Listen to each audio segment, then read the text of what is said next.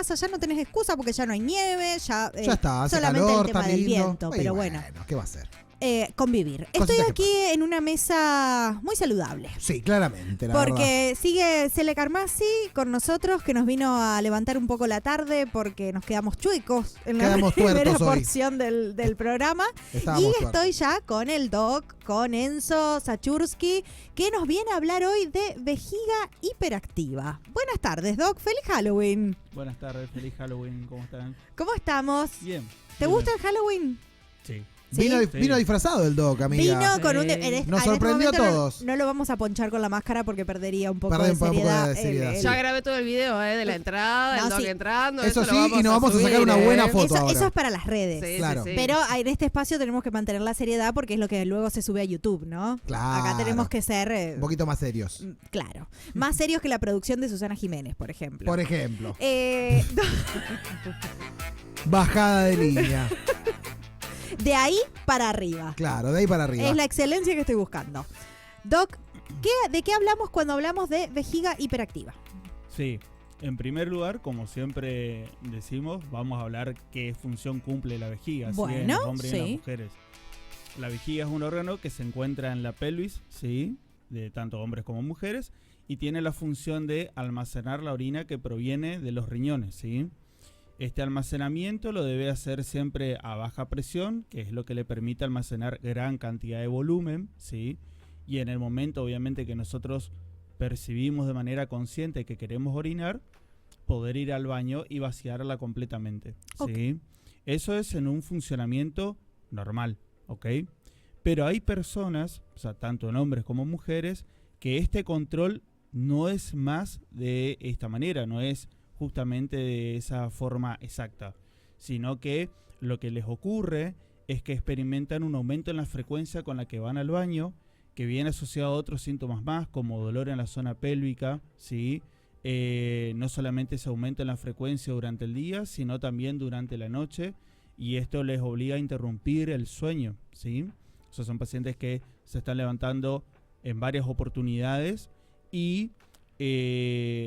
sobre todo en las consultas en quienes solemos ver esto es en las mujeres, ¿sí? Aunque también puede afectar a los hombres. Y lo que sucede con estas pacientes típicamente es que cuando uno revisa el historial se encuentra con que tienen una visita a muchos médicos tratando de buscar una solución y todas las veces se la confunde con una infección urinaria, ¿sí? Entonces le piden cultivo de orina, antibiótico, cultivo de orina, antibiótico, cultivo de orina y los pacientes sin mejoría. Claro. ¿Sí? Y entonces ahí es donde finalmente los pacientes, después de tanto peregrinar por un consultorio u otro, van a la consulta con el urólogo, ¿sí? Claro. Nosotros lo que evaluamos principalmente es justamente con respecto a cómo es estas características de la micción, desde cuándo viene afectando la calidad de vida de los pacientes, ¿sí? Que nos consultan, y obviamente generalmente casi siempre por descarte llegamos a este diagnóstico, ¿no? Bien. Lo que le ocurre a la vejiga de estos pacientes básicamente es que en vez de funcionar como habíamos mencionado que funciona la vejiga, con esa regularidad, los pacientes experimentan repentinamente las ganas de orinar, que no se puede postergar. Es ya, ir al baño ya. Aparecen las ganas y tengo que ir al baño urgente. Bien. Pero van como si fuera que están por orinar una gran cantidad y lo que le llama la atención es que es muy poquito. Claro, por eso se confunde con los síntomas de la infección urinaria. Pero no duele al orinar, la micción no es dolorosa, ¿sí? Claro. Pero esa molestia que tiene la vejiga puede persistir hasta que desaparece. Pasa un rato, nuevamente aparecen estas ganas y nuevamente es ir al baño para orinar, ¿sí? Claro. Y así. Entonces llega un momento que la calidad de vida también del paciente empieza a disminuir de manera drástica. ¿Por qué? Porque no podés salir a ningún lado porque estás caminando, no sé, por el centro de repente, me agarran estas ganas y tengo que encontrar un baño urgente. Sí. O puede pasar que yo me termine orinando. Claro. ¿Sí? Y genera una incontinencia de urgencia. Bien. Básicamente también son pacientes que llegan a la consulta bastante afligidos o afligidas porque no encuentran una solución, ¿sí?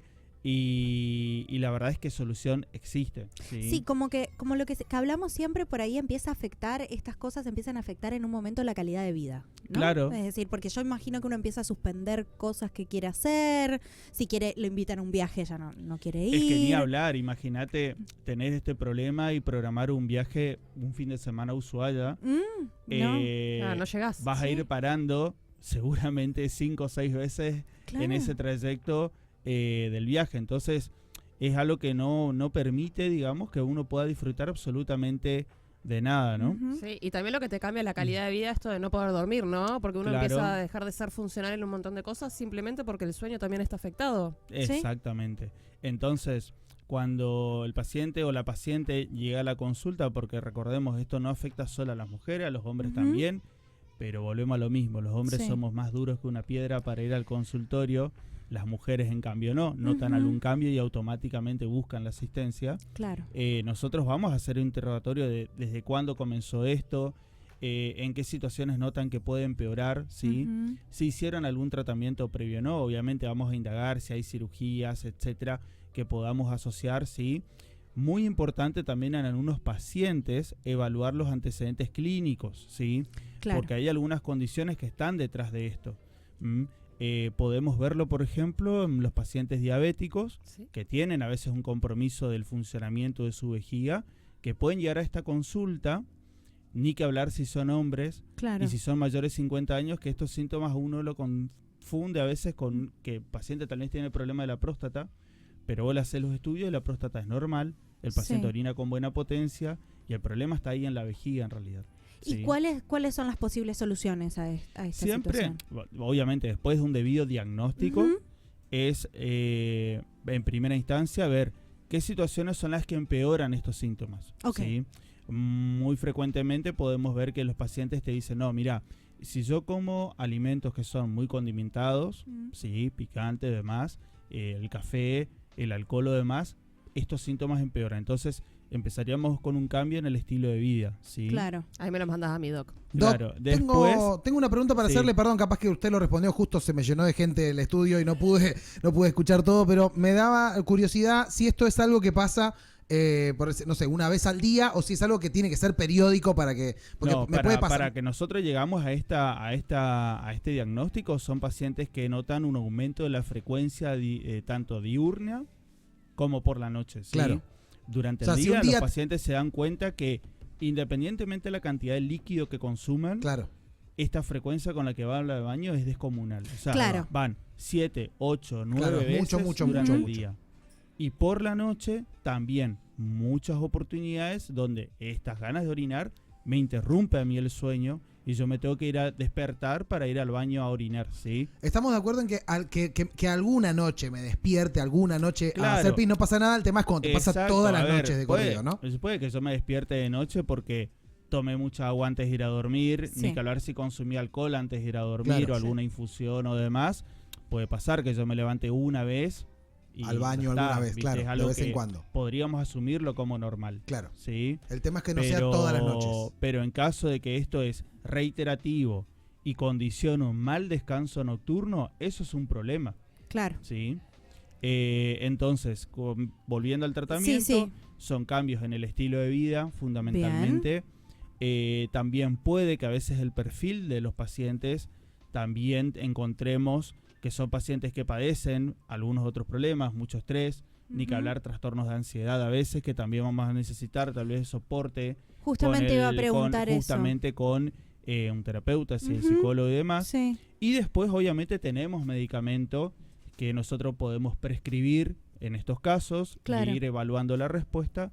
Y otro soporte más que, bueno, nosotros a ustedes lo conocieron al equipo. Sí, hoy sale el reel del sanatorio, del estudio. Que son terapias de rehabilitación o reeducación para el piso pélvico y para la vejiga, justamente, que también pueden justamente mejorar drásticamente la calidad de vida de estos pacientes, ¿sí? O sea que esto me puede empezar a suceder de repente porque me estreso demasiado o estoy atravesando una situación. En cuanto a causas no está muy establecido. Como dijimos, uno de los factores es la diabetes, que sabemos que afecta a muchas partes de nuestro organismo, ¿sí?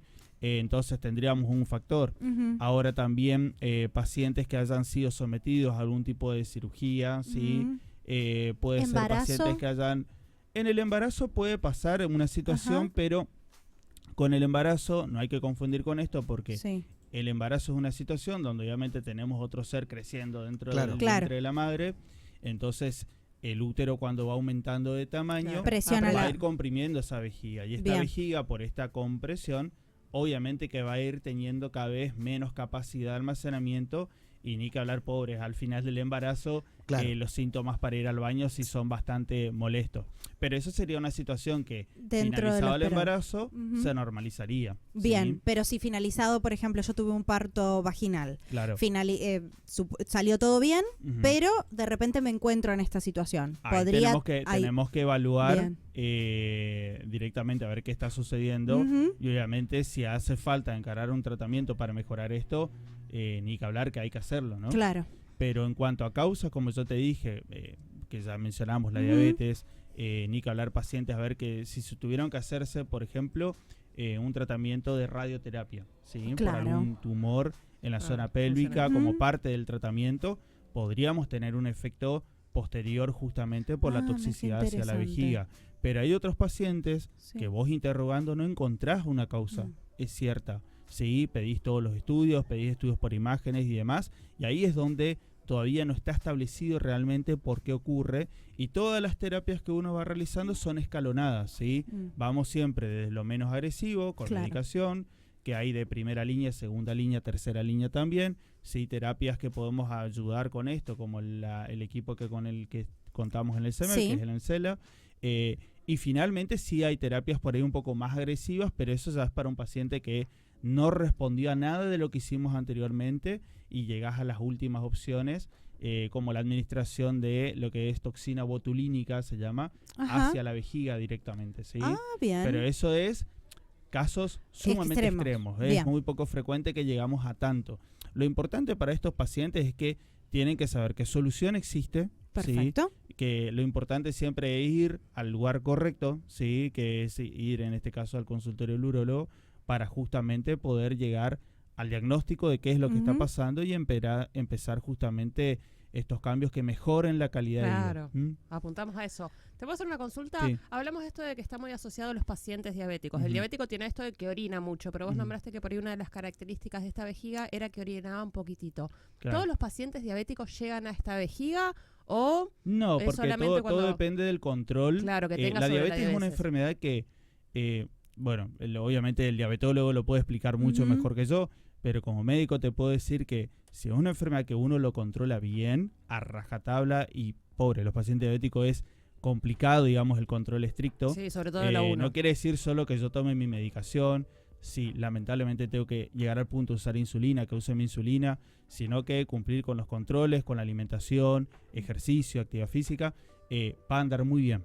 Donde obviamente hay algo que esté fallando, no sé, me diagnosticaron y me dieron la medicación y yo estuve todo un año usando y nunca fui a ningún control, posiblemente esta enfermedad esté descontrolada. Termine dañando, porque nunca hablamos cuando hablamos de la diabetes de la vejiga. Claro, y seguramente vamos a llegar con un paciente que tiene efectos de esta enfermedad ahí. El paciente diabético, ¿por qué orina mucho? O básicamente algunos pacientes cuando se hace el diagnóstico inicial te dicen, orino una cantidad y tengo sed todo el tiempo. Básicamente porque el azúcar está muy alto, entonces cuando filtran los riñones tienen una capacidad de reabsorber el azúcar, pero ese mecanismo que tiene de recuperar el azúcar los riñones tiene un límite donde si el azúcar está muy alto en sangre empieza a pasar a la orina. Y al pasar a la orina arrastra líquido, entonces el paciente te dice, no, orino una barbaridad todo el día y la tengo que estar característica tomando esta agua de la sed todo el tiempo. Eso es justamente síntomas iniciales. Lo otro que decíamos es la manifestación del daño de los nervios que controlan la vejiga por la diabetes. Sí, claro, esa es otra situación. Pero no van de la mano sí o sí, o sea, tenemos un cuadro de diabetes maltratado, maltratado por el paciente, que no hizo caso en cuanto a las indicaciones que llevan a esto, pero no es que todo diabético sí o sí va a llegar a este punto. No, como toda enfermedad, obviamente lo más importante siempre es el adecuado control y el apegarse siempre al plan terapéutico, ¿viste? Por eso creo que son enfermedades, así como la hipertensión, bueno, la doctora Trino puede hablar mejor de eso que yo, que son enfermedades que uno, una vez que le diagnostica, lo mismo que nosotros con el tema de la próstata o demás, sí, y empezamos el tratamiento, no es que ya estoy medicado y está. Claro. No, el control es fundamental para tener un adecuado seguimiento y decir, ok, esto está yendo bien, o decir, me parece que con lo que empezamos no estamos funcionando, vamos a escalonar el tratamiento, vamos a pasar a hacer otras cosas más y demás, ¿viste? Sí, todo siempre es fundamental el control. Exactamente. Consultar, ir a recibir la indicación del médico, hacer caso a lo que dice el médico y volver al control. Totalmente. Con eso probablemente todas las cosas que nos parecen como súper graves, yo creo que mucha gente de repente debe sentir miedo ante estos síntomas, ¿no? Por ejemplo, el que hablamos de la vejiga hiperactiva. Sí, aparte, al no saber qué está sucediendo, tampoco saben a dónde recurrir. Claro. Y por ahí cuando en las primeras 2, 3 consultas no llegó el diagnóstico, la solución y demás, y obviamente uno ya creo que pasa a sentir como que lo que tiene no tiene solución. No sé qué tengo y no sé llegamos a esa conclusión y nos quedamos ahí. Claro, y tendemos a normalizar lo que nos está pasando y vos decís, bueno, tal vez yo funciona así y no es normal. Claro, y además esto de que vas, le contás a tu amigo que te pasa esto, tengo una infección urinaria, tomá. Sí. Y se automedican y se terminan automedicando para algo que no corresponde. Nosotros hablamos mucho con el tema de los problemas de fallos en el rendimiento sexual en el hombre. Por ejemplo, que nunca me canso de mencionarlo, y es primero que nada, ya la vez anterior lo habíamos dicho, nosotros la cantidad de consultas que recibimos por esto está muy por debajo de la frecuencia con la que se presenta realmente la población. Y cuando uno habla fallo en el rendimiento sexual, seguramente se ha de estar preguntando, ha de estar diciendo, pero eso le ha de pasar a un hombre de 70, 80 años, porque no, se ve en todas las edades. Es increíble la cantidad que se ve en chicos jóvenes hoy en día. Obviamente que en cada paciente las causas son distintas. ¿Y por qué nosotros no vemos con tanta frecuencia esto en el consultorio? Primero porque genera vergüenza. Sí, y da vergüenza ir al consultorio del médico y decirle, doctor, vengo porque no tengo buenas erecciones. Doctor, vengo porque no puedo controlar mi eyaculación. ¿Viste? Primero es eso, ¿sí?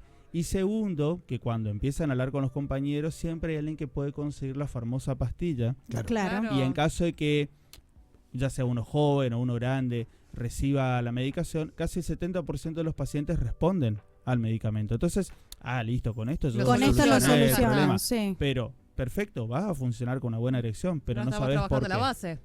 Pero no sabes. Y no sabemos por cuánto tiempo, porque si tenés ese problema se origina en otro lado, no tiene nada que ver con esa pastilla que te tomás.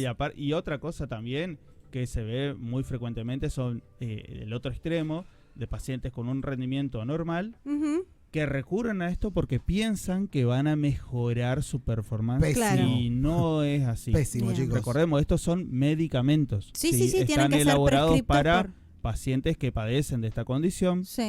Y si vos querés mejorar tu desempeño, lo más importante siempre es una adecuada alimentación, el ejercicio físico sí o sí. Nosotros, de hecho, todos los pacientes con problemas de la erección, ni que hablar si son pacientes ya mayores de 40 años, insistimos en la actividad física y un adecuado descanso nocturno. Perfecto. Y obviamente quitarnos también hábitos tóxicos como el cigarrillo, el alcohol y demás, ¿no? Sin duda.